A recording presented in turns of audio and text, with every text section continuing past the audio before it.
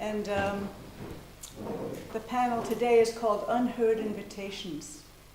And it's based on the idea that there are all kinds of invitations out there all the time that we're not hearing, we're missing, we're not seeing.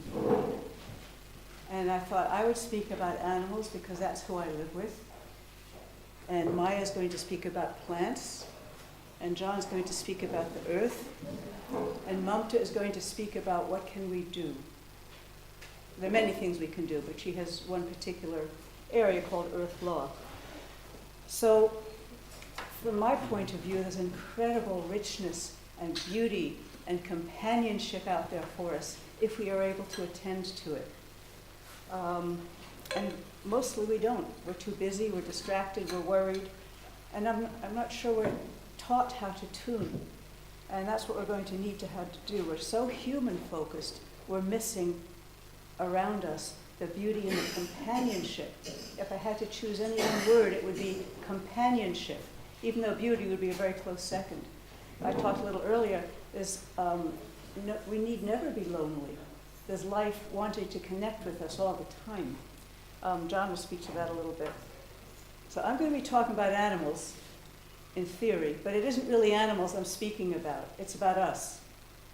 What it means for us to have a connection with animals, what's out there that we don't see, and the whole us.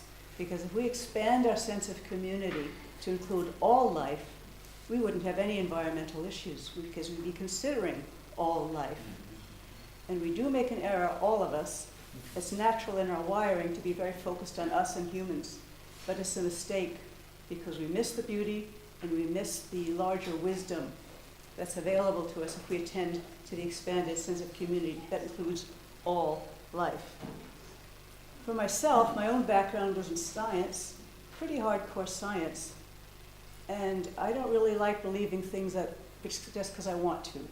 I really want to know that they're possibly true. So for me, some of the stories I'm going to share with you seem unbelievable. But all I can say is, I saw it. And good science, you don't deny something because it seems strange and doesn't fit into your paradigm. You look at it and say, oh, and that's how you move paradigms. And I think all of us would agree that we really need a paradigm shift urgently and quickly. And paradigm shifts, as you noted earlier, is not easy.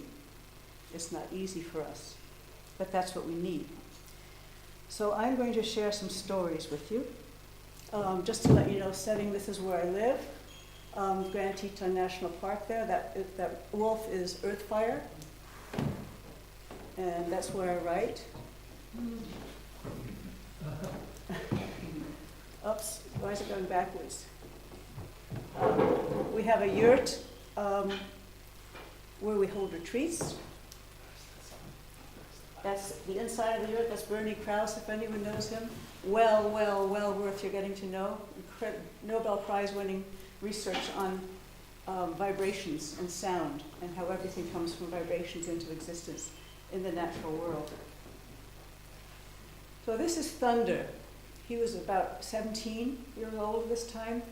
This is just before he died. He was old. He fell into unconsciousness. And everyone told me that we really needed to put him down. I've only done this twice and I've regretted it both times.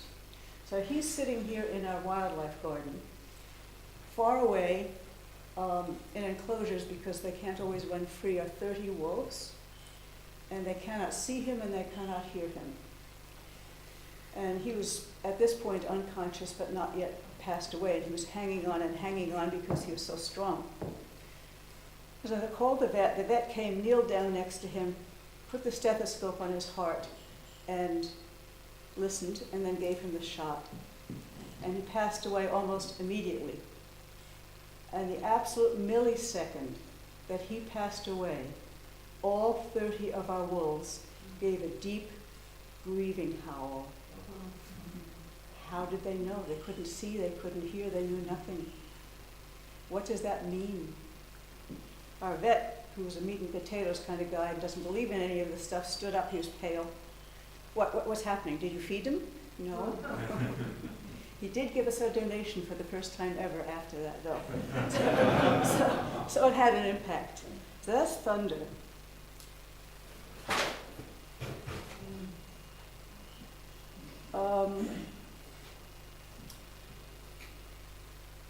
Wolves are incredibly connected to each other. You see those two paws? That's no fluke. I could take that picture any time. They're like one unit, connected with one another. Two more wolves. I do love that picture. I just have to show it because I love it. They're profoundly connected to one another. So the idea of telepathy between wolves is not so strange. Rupert Sheldrake, for those of you who know his work, says telepathy goes most between creatures that are bonded to one another, goes most easily. Mother and baby wolf. So that's telepathy between wolves. These are two bear brothers that grew up together. Huckleberry Bear on the right, Major Bear on the left. And Major Bear got ill. We did everything we could. We took him to a bear hospital, not that there are any really good bear hospitals, but we did what we could, and he passed away. A year later, we had a retreat for about 3 weeks with some art students, and for some reason, and this was a student, her name was Amy, it's on our website, she just was drawn to sit in front of Huckleberry. She didn't know why, and this is an artist from LA, and she was just sitting there. And suddenly, she felt waves of sadness. And after that, she had tears running down her face. And she said, "This is really weird, what's happening?" And then she sort of heard, and this was a woman who knew nothing about animals, city girl, the possibility of telepathy between species, let alone any kind of telepathy. And suddenly she heard the equivalent, I think it was an image, "I miss my brother." And that evening, we had a campfire when people say things that they're too embarrassed to say during the day. And she said, "Did Huckleberry have a brother?" She didn't even know. So, all these stories you will make of what you will. My interpretation is that on some level, a bear was sharing his grief with a human who was completely open, no barriers, and simply received it. That's Huckleberry. We had a wolf called Cucumber who wanted nothing to do with people. She was a wolf. And then she got really ill and basically nearly died on the operating table. She basically had the equivalent of a near-death experience. They had to bring her back on the operating table. And then we brought her back in, and she needed this intensive nursing care for a couple of months on a warm, heated floor in the winter. And she discovered, apparently, that she really, really liked the comfort and wasn't too interested in going out again. We put her out anyway, saying, "You know what, you can't have a wolf in the house." This happened to her again, a different kind of illness. We brought her back in, and this time she pretty much decided that was it. She was staying in. Long story, I'll be able to talk a little bit about more tonight. She began to meditate with us, and I have a little video of that, which maybe I can show, or I can show sometime during the conference. And then we had a retreat, and I have all kinds of retreats, artists, writers, philosophers, biologists. This particular one was a shamanic retreat. And so the woman who was leading it had everyone in the yurt, very quiet. It had been a couple of days already, and they were quiet and receptive. And Jean, my co-founder of Earthfire, decided he was going to bring Cucumber to the yurt. Cucumber had never been upstairs, she'd never been with a group of people before. He brought her in to the yurt. He walked her over and said to her, in his mind, "You don't have to do this, but they don't know anything about wolves, and you might be a really good ambassador." And they got to the bottom of the stairs, and Jean stood there with her, and she sort of had her tail between her legs and her ears down. And he said, "You don't have to go if you don't want to." And she straightened herself up, walked up the stairs ahead of him, and went into the yurt and met every single person in the yurt. Wrong picture. Right picture.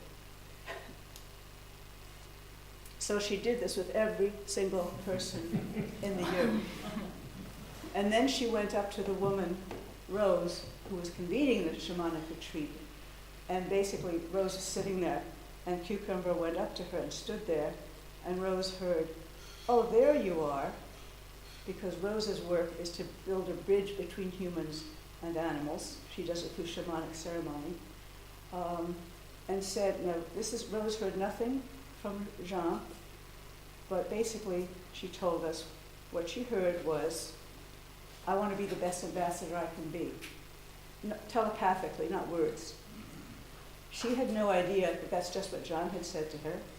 He told us this later. How did these things happen?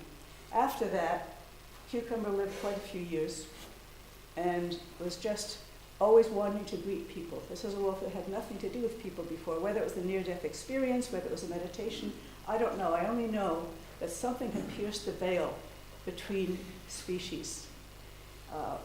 With the wolves, it wasn't really so much a veil because they communicated with each other. With the bears, it was grief, deep emotion. With Cucumber, apparently, my guess is that it was a near-death experience and then all the care that she had afterwards. But there are things beyond our immediate knowledge that happen, is the essence of that one. So it's a much longer story about Cucumber later. This is Cucumber accepting Reiki. Do everyone know what Reiki is? It's energy healing. So we discovered that Cucumber loved it. And then we discovered that many animals loved it. This animal was called Apricot. It's a wolf. She nearly died from distemper to the brain. It's supposed to be 100% fatal, but it wasn't. But she had all these neurological symptoms. So then we asked someone to come and work with her, who was a specialist in craniosacral work, just for the hell of it. I couldn't bear seeing her all crunched up like that. And there's a video on our website, it's 5 or 6 minutes, that shows in detail her coming into the yurt, her lying down, never having met Jill before, never having been in the yurt before. Within 30 seconds, she's relaxing. You can see the trance begin in her eyes, up close up.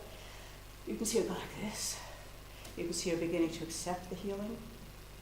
You can see her coming afterwards to ask for more. And we did this several times, and ultimately she was completely healed. The thing that was phenomenal to me was this wolf just recognized the energy almost immediately, recognized what it was and used it. And it didn't matter that it was from a human. Maybe it was even good that it was from a human, that she took the energy in.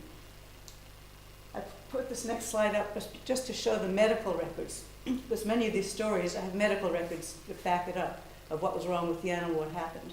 Because it's, it's fairly unbelievable to a lot of us. So that's available if anyone wants it. And then I discovered, wait a minute, those are two wolves. Here's another wolf who has never allowed himself to be touched. Uinta. You can see that's Jean bringing him in and he's scared. That's Jill, the energy healer, beginning to work with him. And that's the result. That's why I needed to just show pictures, because I could tell you and it's just not the same. Wait a minute, wolves, maybe cougars. This is Jill giving energy healing to a cougar. The animals like it. They're responsive to it. They want it from us if we tune in enough. You can see the look in his eyes. This is Windwalker, and I can tell you more about that again tonight. Wait a minute. Buffalo like it too. That's Bluebell, who's quite the matriarch. And then young Nima, who's a white bison who was given to us by a Native American, getting it secondhand. She wasn't quite up to getting it directly yet. So they all are responsive. If there's no fear, where life is interested in life, life wants to connect with life. Let's see, will I have enough time? I have 4 minutes. Oh my God. I'm not going to be able to share most of the other stories with you. I'm going to tempt you. These are different kinds of interconnections that are possible. So deer, bison, coyote, badger, yeah. So it doesn't mean that animals are just magnificently spiritual all the time. They're not more spiritual than we are at any given time. They are just like us. If there's a window that opens between us at the same time, that's when the connection and the magic happens. How to cultivate that magic. I'll share these stories with you tonight. This is a cougar who became, for lack of a better word, spiritual as he aged, and seemed to be giving transmissions. People who came said they were receiving these transmissions. More for tonight. This is a learning disabled bear who was unbelievably sweet. It's like something had damaged his brain, and it made me begin to think, is there just sweetness underneath all of us? If we take out the biological wiring for hardcore survival, is there just sweetness beneath? That's the proof that he's learning disabled. Cherry pie for the other bears, cherry pie for humble Wumble Bear. couldn't get it together. That's him too. There he is. I don't have time for the other stories. I was going to share a magnificent story about a grizzly bear, which I'll do tonight, who again, through injury and being healed by a person, changed, so that when people meet this bear, many of them just start to cry. I'm not making this up. I didn't expect it. They just come and they start to cry because of the power of the connection and the beauty of his gaze. This wasn't quite ordinary bear until he became paralyzed. We managed to unparalyze him, another story, and then he changed. So my ultimate question is, what if this is all really true? What are our obligations then to other life if it's capable of such sentience? And I'm only talking about animals. I'm not saying it's not true of the rest of the living earth. And to end, I would say, I think the animals and the earth are lonely for us. And they're confused. Why are we listening? Why aren't we hearing? They're offering and we're not tuning in. And it's our job to try to do that. So I guess I better stop. I'm sort of in charge. I have to. That's the bear I'm talking about who changed. So Maya is going to talk now about plants. We'll each have about 20 minutes. And then John is going to talk about the earth. Mamta is going to talk about what we can do. Then she's going to we'll have a little bit of a conversation between us if we are so moved. Mamta will do an exercise, and then we'll open it to questions and discussion. I'm here till Saturday morning. I will talk with anybody about any of this anytime. But I do want to remind you that this is about all of us. The animals are a portal into understanding how much more there is. It's not just about animals at all. And if this is true, then how are we going to live our lives? And if all life is sacred, what does that mean about how we live our lives? Every little aspect of it, what we buy, what we eat, the impact of, even if you're vegan, you still have to take land from animals, you still have to grow it. No waste. All of those thoughts come naturally from all of this, apart from the incredible richness that's available for us. I would just invite you to think about it, feel it, experience it. Okay, Maya. Sure.